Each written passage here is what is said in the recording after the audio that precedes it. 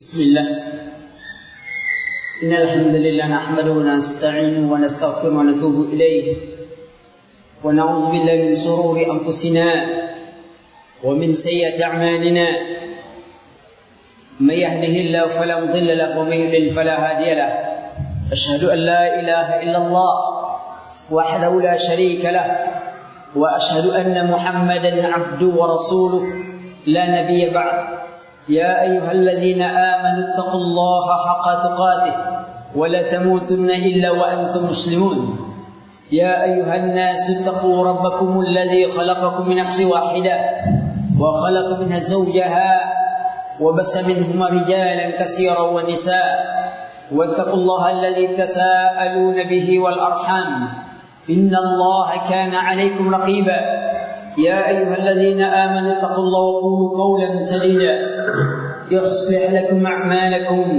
ويغفر لكم ذنوبكم ومن يطع الله ورسوله فقد فاز فوزا عظيما. وبعد فإن خير الحديث كتاب الله وخير الهدى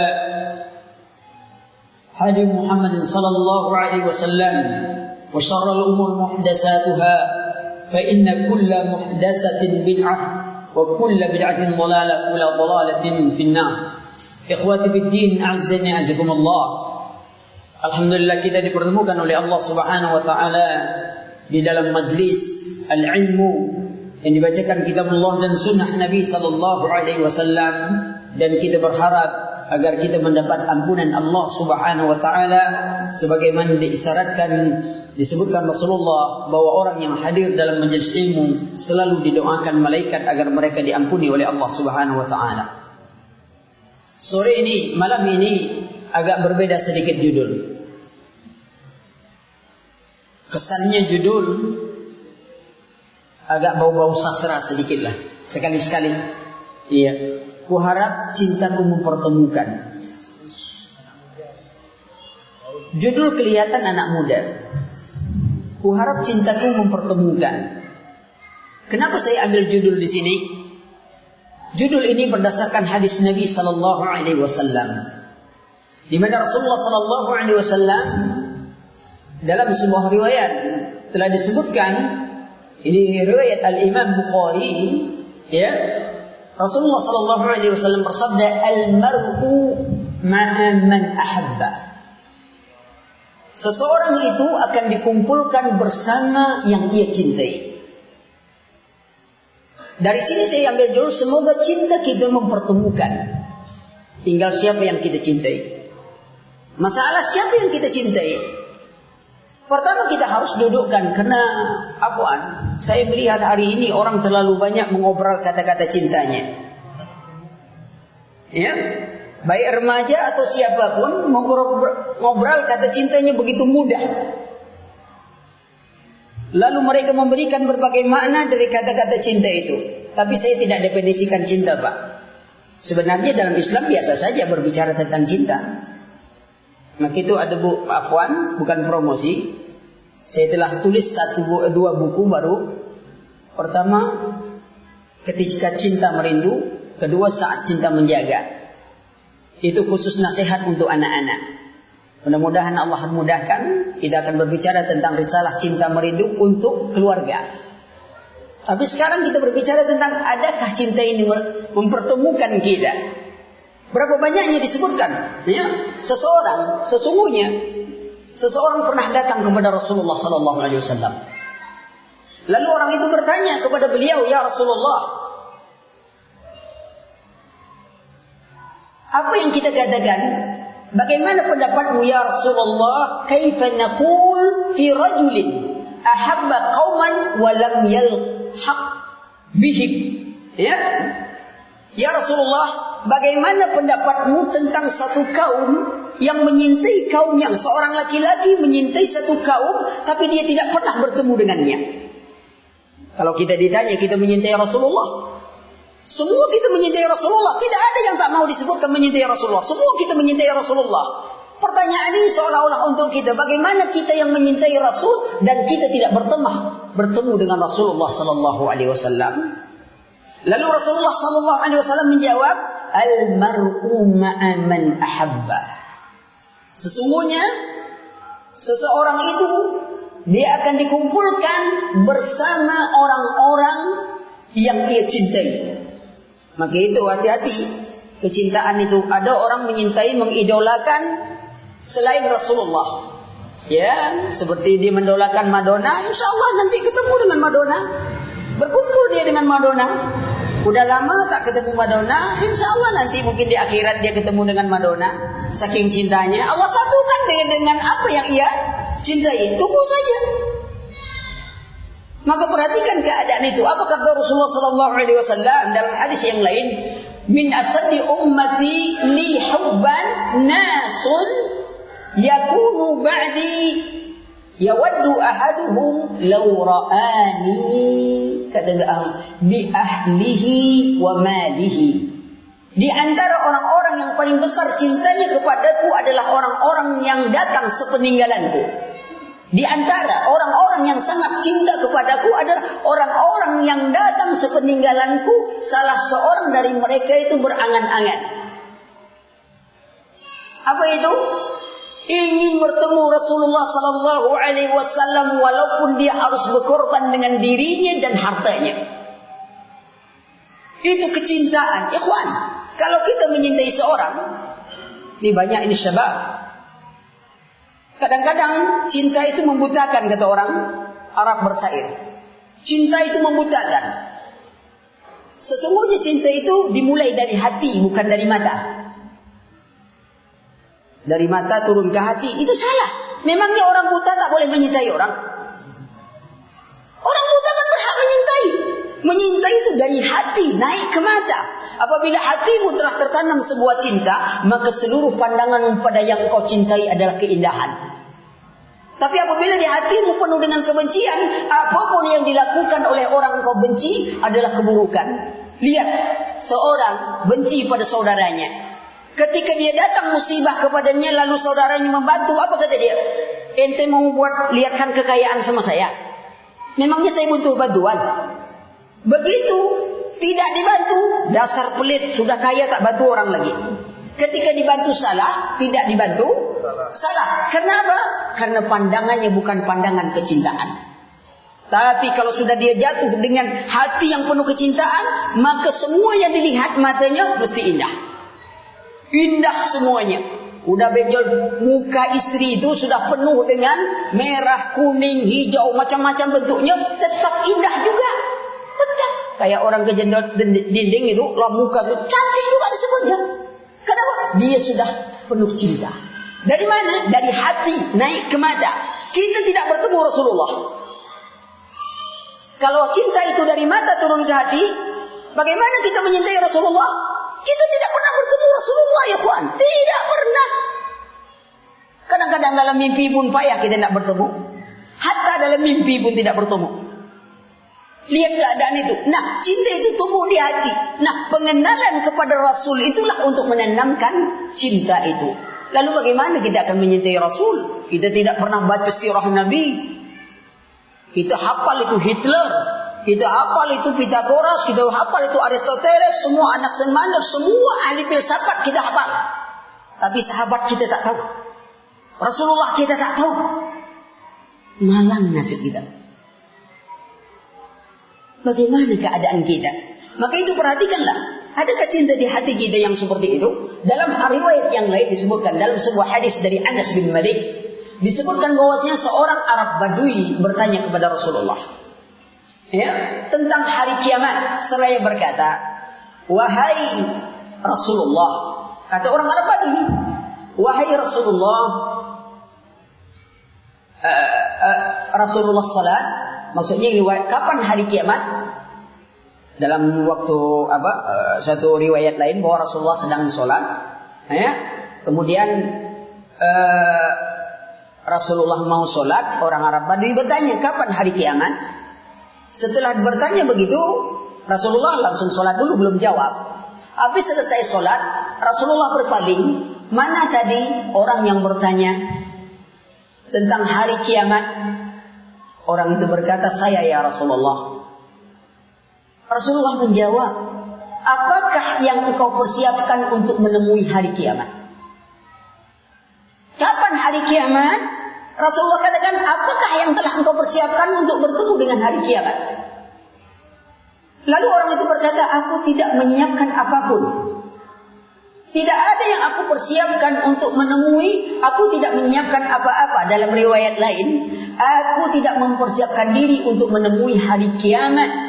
Ya, kecuali aku melaksanakan banyak sholat, kemudian puasa, sedekah.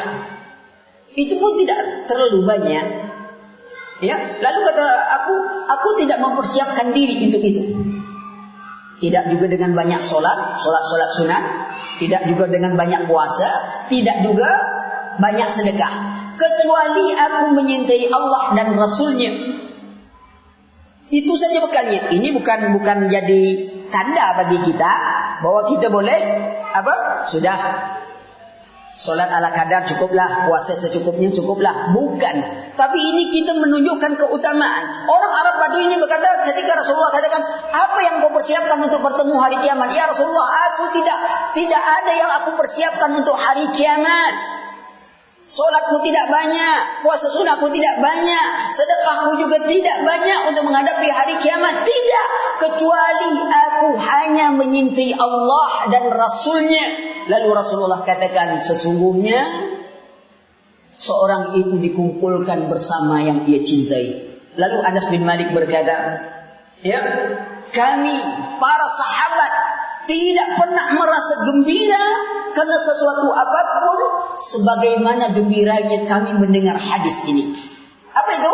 Engkau bersama dengan yang engkau cintai, ikhwan. Ada kegembiraan yang besar. Para sahabat, cuman masalahnya, adakah kita juga gembira? Apakah kegembiraan kita itu dengan berbagai perayaan membuktikan bahwa cinta kita pada Rasulullah hanya setahun sekali? Apakah cinta pada Rasul itu butuh setahun sekali? Antum bayangkan kalau ada orang punya 2 istri. Tidak, punya 3 istri. Sebab kalau 1 baru iswan, kalau 2 itu istu, kalau istri baru 3. Ada orang punya 3, 2 lah istu. Iya, kalau belum punya sana. Ya, itu yang belum punya. Ya, taruhlah dia punya seorang zaujah, dia punya 2. Yang 1 dia cuma datang ke rumahnya itu setahun sekali. Itu pun kalau dia mau makan enak, terkenang masakan istri, baru dia datang. Apa kata istrinya yang didatangi 1 tahun sekali? Apakah karena cinta? Enggak. Lihatlah anak bapakmu itu. Dia tidak akan datang ke rumah kita kecuali ingat makanan dan masakan ibu. Sama sekali tidak menyintai. Antum coba perhatikan berapa banyaknya orang hanya mengenang Rasul setahun sekali. Itu pun kalau ada makanan.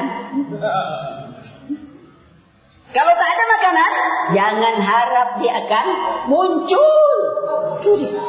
Rupanya bukan cinta Rasul, cinta makanan. Allah, ikhwan. Tapi dinyatakan dia cinta pada Rasul. Cinta Rasul setiap saat. Tidak lepas. Hubbuka syai'an aksaru min zikri. Cintamu sesuatu kepada sesuatu menyebabkan engkau banyak menyebutnya. Coba, kalau orang cinta sesuatu sikit nyebut dia. Apalagi anak remaja sekarang. Wah, mahasiswa sudah pakai peci, cari pasangan pakai jilbab. Ya, pacaran kamu ya? Enggak Ustaz. Lalu apa? Ta'aruf saja Pak. Oh, tidak pacaran? Enggak Pak, pacaran haram. Ta'aruf tidak Pak. Ini dalam rangka ta'aruf.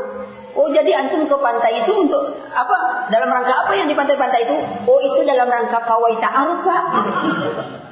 Oh, yang pakai motor di tepi pantai pegang-pegangan itu rangka pawai ta'aruf. Oh, tak ada apa lagi sini? Enggak, ta'aruf tuh Pak. Allah. Apakah itu cinta yang murni? Tidak ada. Tak ada cinta murni. Apaan baterainya baru datang. Nah, cinta kepada Rasulullah. Kalau kita menyintai Rasul, kita berharap bertemu dengan Rasul agar cinta kita ini ya mempertemukan dengan yang kita cintai. Maka kata-kata itu bukan hanya sekedar ucapan. Seperti orang Arab bersair, kullu yadda'i waslan bi Laila wa Laila la tuqirruhum bidzaka. Artinya begini, seorang selalu mengaku bahwa dia menyintai Laila. Sebenarnya Laila sendiri tidak pernah menyintai dirinya. Kalau kita cinta harus ada bukti dari kecintaan kita itu. Allah Subhanahu wa taala berfirman di dalam surah At-Taubah. Apa kata Allah? Qul in kana aba'akum wa abna'akum wa ikhwanakum wa azwajakum wa asiratukum wa amwal taraktumuha wa tijaratun takhshawna kasadaha wa masakinu tardawnaha ahabba ilaikum. Itu kata Allah. Ahabba ilaikum minallahi wa rasulihi wa jihadin fi sabilihi fatarabbasu hatta ya'ti Allah bi amri wallahu la yahdil qaumal fasiqin. Katakanlah ya Muhammad kepada mereka. Apa kata Allah? Katakan kepada mereka, kalau sekiranya bapak-bapakmu, anak-anakmu, saudara-saudaramu, istrimu, rumah tempat tinggal yang sangat engkau cintai itu, usahamu yang engkau takutkan kerugian, rumah yang sangat engkau cintai itu, lebih engkau cintai daripada Allah, Rasulnya, dan berjuang di jalan Allah Subhanahu wa ta'ala, fatarabbasu hatta ya'ti Allah bi amri. Tunggulah oleh kalian sampai Allah mendatangkan kepastian untuk kalian, kematian. Buktikan kecintaan itu. Suatu ketika Nabi SAW bersabda di dalam hadis yang lain, la yu'minu ahadukum hatta akuna ahabba ilaihi min walidihi wa waladihi wan nasi ajma'in. Tidak sempurna iman seorang di antara kalian sebelum ia menyintaiku melebihi cinta kepada orang tuanya, melebihi cintai kepada anak-anaknya. Bagaimana cinta kita kepada Rasulullah SAW?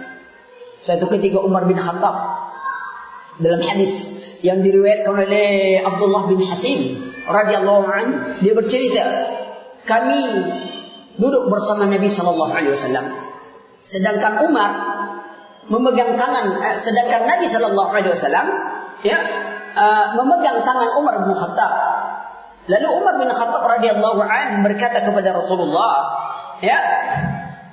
Umar berkata, kata Umar, la anta ahabba ilayya min kulli syai'in illa min nafsi. Ya Rasulullah, sesungguhnya tidak ada yang paling aku cintai melainkan dirimu kecuali diriku sendiri. Yang mengalahkan cintaku kepadamu, tidak ada yang paling. Sesungguhnya engkaulah yang paling aku cintai dari segala sesuatu kecuali diriku. Artinya Umar bin Khattab menyintai Rasul juga menyintai dirinya, sama saja dengan menyintai Rasul. Apa kata Rasulullah? La. Tidak, kata Rasulullah. La wallazi nafsi biyadihi hatta akuna ahabba ilaika min nafsi. Tidak, kata Rasulullah. Belum ya Umar, belum sempurna iman seperti itu ya Umar, sampai engkau menyintai diriku melebihi cintamu pada dirimu sendiri. Lalu apa kata disebutkan? Tidak lama Umar mengatakan, fa innahu, setelah disebut Rasulullah, Umar langsung mengatakan, fa innahu al-an, kalau begitu ya Rasulullah, la anta habba ilayya min nafsi. Tidak ada yang paling engkau lebih aku cintai daripada diriku sendiri. Lalu Rasulullah katakan, al-an ya Umar, ini dia baru Umar cintamu, ini dia baru cintamu. Bagaimana kita yang menyintai Rasul? Kadang-kadang sunnah Rasul, in kana hubbuka haqqan fattabi'uhu. Kalau cintamu benar kepada Rasul, engkau akan mengikutinya. Karena lazimnya orang yang menyintai selalu mengikuti siapa yang ia cintai. Coba lihat anak-anak muda yang mengikuti idolanya. Begitu idolanya pakai rambut naik ke atas kayak bulu landak, semua yang pemuda naik ke atas kayak bulu landak. Bayangkan, semua dia pakai idola. Yang wanitanya begitu nengok artis pakai jilbab, mulai dia pakai jilbab karena idolanya pakai jilbab. Perhatikan, kalau sudah pakai, lihat pakai jenggot, dia ikut pakai jenggot semuanya, tapi bukan karena Allah, bukan karena Rasul. Karena di idola yang dia idolakan, maka itu berbahaya cinta itu. Dia membutakan setiap orang. Hati itu jadi buta menilainya.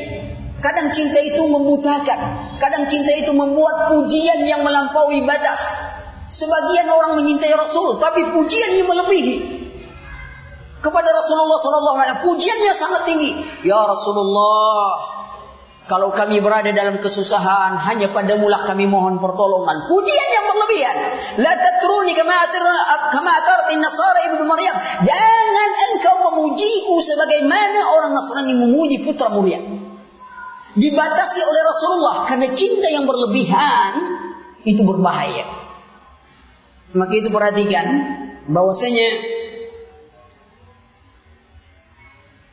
kalau kita benar-benar ingin bertemu dengan Rasul Sallallahu Alaihi Wasallam, hendaklah cinta kita lebih tinggi. Mari kita perhatikan bahwa cinta dari tauladan-tauladan kita. Bagaimana para sahabat, kalau kita ingin sebelum kita lihat bagaimana bukti cinta, mari kita perhatikan bagaimana kisah cinta yang sejati. Ikhwan, kita tidak usahlah berkhayal, nonton perkara-perkara cinta-cinta yang picisan, cinta khayalan. Kita tidak berbicara tentang cinta antara Romeo dan Juliet. Kita tidak berbicara cinta antara Rama dan Sinta. Ya, kita sekarang berbicara cinta antara sahabat kepada Rasulullah. Cinta yang nyata, cinta yang begitu agung, cinta mereka tiada banding. Coba antum perhatikan ketika Ali bin Abi Thalib pernah ditanya, bagaimanakah cinta kalian terhadap Rasulullah sallallahu alaihi wasallam? Lalu dikatakan, "Kana Allah ahabba ilaina min amwalina wa auladina wa abaina wa ummahatina wa min al-baridi 'ala az-zann." Demi Allah, sesungguhnya kami, kata Ali bin Abi Thalib, yaitu sahabat dan seluruhnya, cinta kami menyintai Rasulullah lebih daripada menyintai anak-anak kami, bapak-bapak kami, ibu kami. Bahkan kami lebih menyintainya daripada air dingin yang kami minum. Kenapa air dingin yang kami minum? Ya, kalau kita berada di padang tandus, tidak ada air, harta kita banyak, kita dalam keadaan haus yang hampir mematikan. Antum tahu air dingin itu lebih berharga dari semua harta yang kita miliki. Maka itu dikatakan dia lebih kami cintai daripada air dingin yang kami minum. Lihat, sebab apa gunanya di padang tandus kita bangga-banggakan uang, air tak ada, kita sedang kehausan. Memangnya kita makan uang bisa menghilangkan haus? Tidak. Tapi kita juga dikalahkan dengan onta. Onta 3 bulan bisa tak minum. Karena Allah telah menciptakan keajaiban pada onta. Di samping di punduknya juga ada air, juga ada lemak yang diproses oleh tubuhnya bisa menjadi air. Sehingga selama 3 bulan dia tidak perlu minum. Kita kalau bawa punduk juga di belakang, tetap kita perlu minum. Ya, coba bayangkan. Itu keajaiban unta. Sangat menakjubkan. Dia berjalan di padang pasir tak pernah tenggelam. Badan kita lebih ringan daripada unta, mijak pasir tenggelam. Allah selalu menciptakan. Afala yanzuruna ilal ibili kaifa khuliqat. Apakah kalian tidak melihat bagaimana unta diciptakan? Sangat menakjubkan. Tapi katanya ada virus unta. Flu apa namanya tuh? Saya tak tahu, mungkin dokter tahu. Virus apa? Apa? Yang katanya dari unta. MERS. Yang saya bingung itu kok baru-baru kini. Sebab yang tukang jaga unta tuh banyak tak kena virus. Yang setiap hari dia bergaul dengan unta. Kenapa orang kita saja yang kena? Itu yang heran Nana itu. Kenapa kok orang kita aja? Atau itu untuk menghalangi orang kita banyak yang naik haji mungkin nak? Nih, orang yang setiap hari bergaul dengan unta tak ada kena virus. Atau virus itu takut dengan mereka, saya tidak tahu juga ya. Salahnya silakan antum tanya aja sama si virus. Ya, perhatikan itu. Kemudian dan sahabat mulia Ali bin Abi Thalib, lihat ketika Rasulullah ingin hijrah, beliau menggantikan Rasulullah di tempat tidurnya. Begitu juga sahabat Utsman bin Affan menolak ketika tawaran orang Quraisy di Mekah, karena saat itu Rasulullah sedang berada di Hudaybiyah, ya. Sebab beliau tidak akan tawaf jika Rasulullah tak tawaf. Ditawarkan oleh orang Mekah, "Mau tawaf?" "Tidak, kalau Rasulullah tidak tawaf." Perhatikan lagi dalam perang Badar, bagaimana mereka tak ada tandingan cinta seperti itu. Tak ada, ya. Kemudian antum perhatikan lagi, cinta itu seperti cinta yang berpagarkan nyawa. Mereka rela mati. Antum baca sejarah perang Uhud, bagaimana mereka melindungi Rasulullah sallallahu alaihi wasallam dengan tubuh mereka. Ada lagi satu keluarga, anaknya, suaminya, wanita, anaknya, suaminya, semuanya mati di medan perang, tapi dia merasa bahagia. Ada lagi yang saudaranya sudah mati sampai tidak dikenal, tapi yang ia tanya hanya Rasulullah. Bagaimana keadaan Rasulullah? Rasulullah dalam keadaan baik, ya Rasulullah. Tidak ada yang membahagiakanku kecuali aku melihat engkau dalam keadaan baik. Semua dukanya tentang kematian saudara-saudaranya, keluarganya hilang dengan kebahagiaannya melihat Rasulullah berada dalam keadaan baik. Hari ini bagaimana dengan kita? Ketika sunnah Nabi diperolokkan orang, dihina orang, kita dengan senyum saja menanggapinya. Itu tidak berarti kita bertindak melampaui batas, bukan. Tidak ada rasa sakit hati kita. Agama kita dihinakan, Al-Quran direndahkan, Rasulullah dicaci, para sahabat dihina. Tak ada rasa kita cemburu sedikit pun, tak ada. Lalu bagaimana kita cinta? Apa bukti cinta kita lagi yang kita bisa bawa? Bahwa kelak kita berhadapan di hadapan Allah, bahwa kita mencintai Rasulullah sallallahu alaihi wasallam. Ingat ketika ada orang mendatangi telaga Rasulullah, ketika sampai di telaga, mereka ingin minum dari telaga Rasulullah sallallahu alaihi wasallam. Mereka tidak dibolehkan minum. Rasulullah katakan, "Itu umatku." Kata Allah, "Engkau tidak tahu apa yang telah mereka lakukan setelah engkau pergi." Lihat. Hari ini berapa banyaknya orang menyatakan cinta tapi salah menempatkan cintanya. Maka itu kita berharap kecintaan kita kepada Rasulullah sallallahu alaihi wasallam, dalam harapan pertemuan itu pertama sekali kita harus membuktikan kecintaan kita itu. Apa bukti pertama? Beriman dengan sebenar iman. Kita beriman kepada Rasul dengan sebenar iman, yakni mengimani bahwa Rasulullah sallallahu alaihi wasallam adalah hamba Allah dan Rasul Allah. Sebab pengakuan Rasulullah sebagai hamba dan Rasul ini merupakan rukun daripada syarat syahadat Muhammadur Rasulullah. Kalau syahadat la ilaha illallah, rukunnya nafyun wal isbat. La ilaha illa nafyun, illallah isbatun, menetapkan, menafikan seluruh peribadatan selain Allah, lalu menetapkan bahwa hanya Allah lah yang berhak diibadati. Rukun dari syahadat Muhammad Rasulullah, mengakui Muhammad sebagai hamba Allah, sekaligus mengakui beliau sebagai utusan Allah. Kenapa harus dua-dua? Rasulullah sebutkan, "Qul innama ana basyarum mislukum yuha ilayya ana basyarum mislukum." Aku adalah hamba Allah seperti kalian. Yuha ilayya, akan tetapi diwahyukan kepadaku kerasulan Nabi. Apa perbedaan Nabi dan Rasul? Kalau Nabi menyampaikan atau tidak? Nabi menyampaikan atau tidak? Kalau Nabi tak menyampaikan, kalau ada orang jadi Nabi, bagaimana antum membuktikan dia Nabi atau bukan? Mana dalil antum Nabi? Oh, tak boleh disampaikan. Dalilnya itu. Dia ngaku jadi Nabi. Antum, apa bukti anda jadi Nabi? Oh, saya dapat wahyu. Untuk siapa? Untuk diri saya sendiri, tak boleh disampaikan. Nabi juga menyampaikan, namun dia tidak membawa risalah yang baru.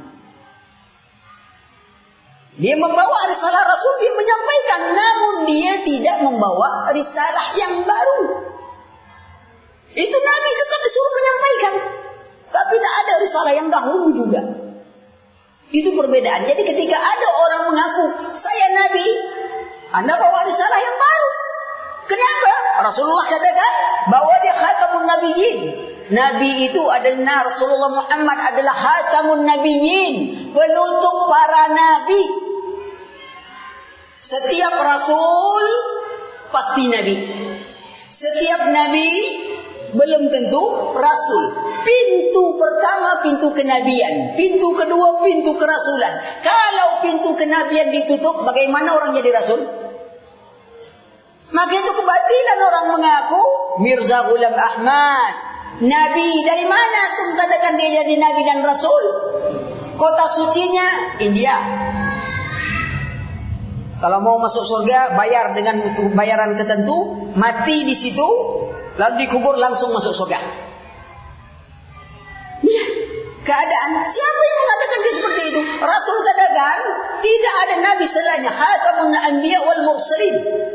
Tidak ada Nabi lagi, apalagi Rasul. Pintu kenabian sudah ditutup, bagaimana orang jadi Rasul? Sebab harus melalui pintu kenabian, maka dikatakan khatamun nabiyyin. Pengakuan kita bahwa Rasulullah SAW adalah hamba Allah, agar kita tidak mengangkat Rasulullah melebihi kedudukan yang diberikan oleh Allah. Itu gunanya. Nah, pengakuan bahwa Rasulullah adalah Muhammad adalah utusan Allah, agar kita tidak meremehkan Rasulullah.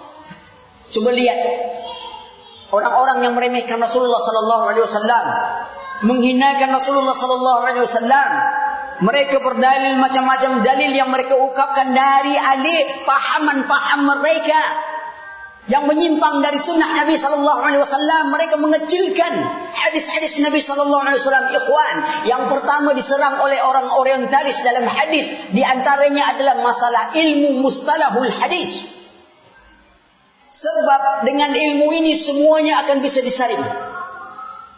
Coba bayangkan kalau standar ilmu mustalahul hadis ini diterapkan dalam teori ilmiah, maka tidak ada satu teori pun bisa diterima. Saking ketatnya. Maka itu mereka serang ini. Alah, hadis itu aja. Hadis kan banyak yang palsu. Kan gitu, banyak hadis yang palsu. Kita katakan, dari mana antum tahu hadis palsu? Kalau tidak ada yang asli.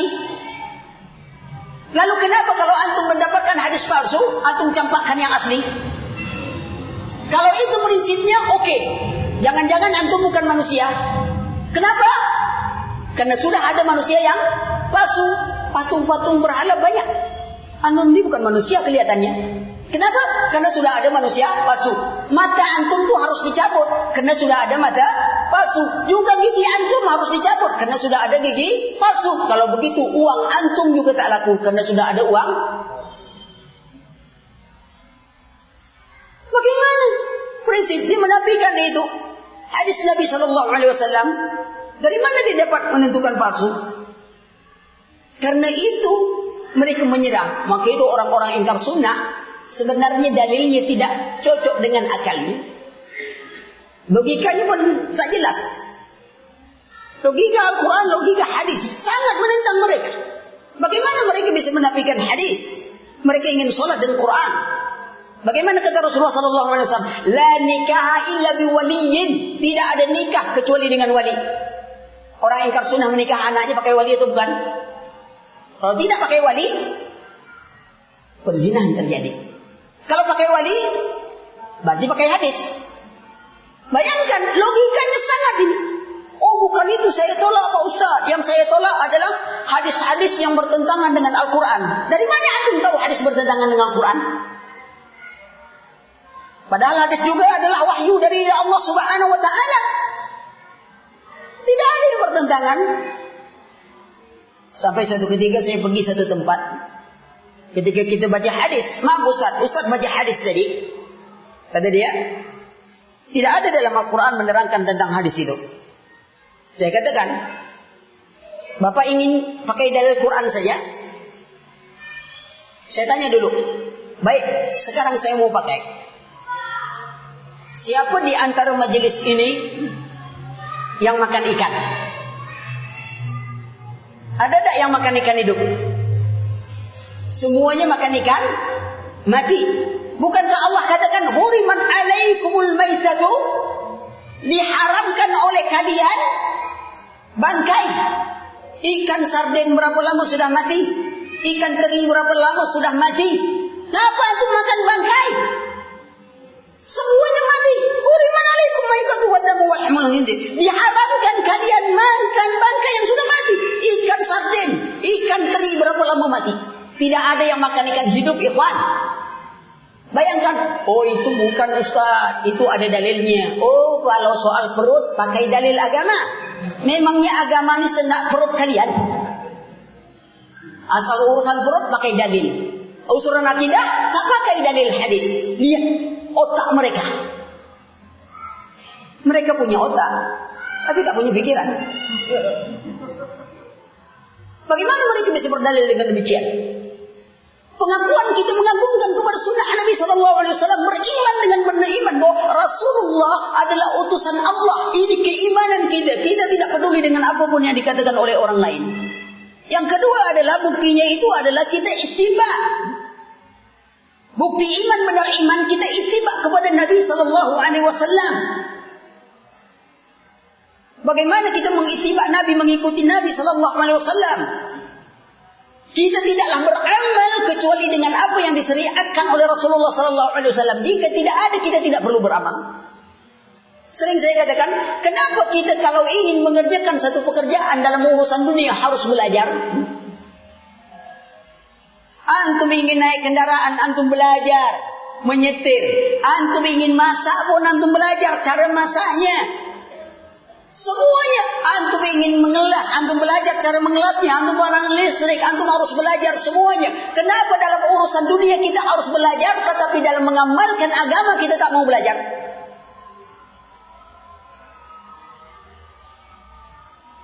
Azan. Itu azan? Oh, masih ada waktu.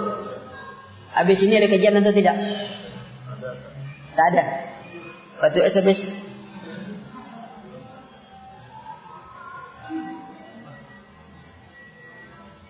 Oh, tahrim. Lagi tahrim. Seharusnya kalau tahrim tak berbunyi lagi. Dia sudah haram. Itu tahrim. Entahlah di sini apa namanya. Kalau daerah Hana bilang itu lagi tahrim, ya. Ya. Apa amalan kita kepada Allah Subhanahu wa taala? Yang lebih menakjubkan lagi, azan dibuat untuk kuburan. Begitu masukkan mayat, azan. Kalau sempat mayat itu bangun mau sholat, kan kacau jadinya. Sebab dia tak pernah sholat. Begitu kuburkan azan, bangun dia, misi saya mau sholat dulu, kata dia. Kan kacau. Amalan ittiba kepada Nabi harus jelas, bukan mengamalkan begitu saja, ikhwan. Kalau ana minum, mana baca doa Allahumma inni a'udzubika minal khubusi wal khaba'is.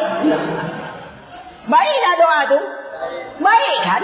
Tapi tepat tak tempatnya? Tak tepat. Jadi betul baik, tapi harus tepat pada tempatnya. Baru benar. Nah, untuk ittiba begitu saja juga. Jangan antum ngambil sebuah hadis langsung amalkan seluruhnya. Lihat bagaimana cara sahabat mengamalkannya. Antum ambil ayat langsung amalkan begitu saja. Jangan. Lihat bagaimana sahabat mengamalkannya. Apa kata Allah? Uqtulul musyrikin haitsu wajadtumuhum. Bunuh orang musyrik dimanapun kalian berada. Kalau antum sanggup ngambil, bahaya. Tetapi lihat bagaimana sahabat mengamalkannya. Jangan jadi teroris. Karena dalil Al-Quran. Ada orang meninggalkan salat, dalilnya Al-Quran juga. Kenapa? Salat itu cuma 3. Salat subuh, salat asar, salat isya. Yang lain bukan tak ada di dalam Al-Quran. Lihat, ini orang-orang ingkar sunnah tidak memahami bagaimana dia mau salat 2 rakaat atau 3 rakaat. Maka perhatikan mereka kebatilan mereka. Kalau sahabat saja masih memerlukan hadis Nabi dalam memahami ayat Allah. Ketika Rasulullah sallallahu alaihi wasallam ketika Rasulullah membacakan ayat Allah, alladzina amanu wa lam yalbisu imanahum bizulmin. Orang-orang yang beriman yang tidak mencampur adukkan imannya dengan kezaliman. Sahabat berkata, "Ya Rasulullah, siapa di antara kami tidak berlakukan zalim?" Sahabat orang Arab yang bahasanya bahasa Arab masih salah dalam memahami. Lalu Rasulullah katakan, bukan seperti yang kalian pikirkan.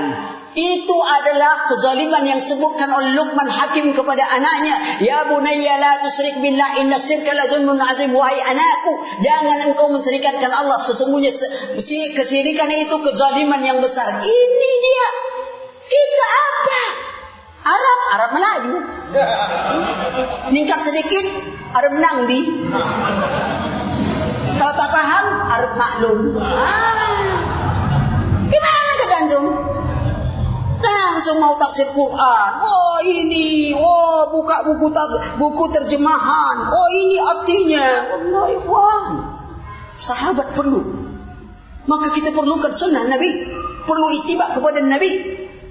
Jadi jangan mengandalkan, baru aja ini. Oh gampang artikan Quran. Ya. Bagaimana gampangnya? Kita sudah belajar terjemahan Quran. Antum belajar terjemahan Quran. Antum tidak belajar pemahaman Al-Quran. Kalau kita belajar terjemahan letterlek, din itu agama. Yaum itu hari.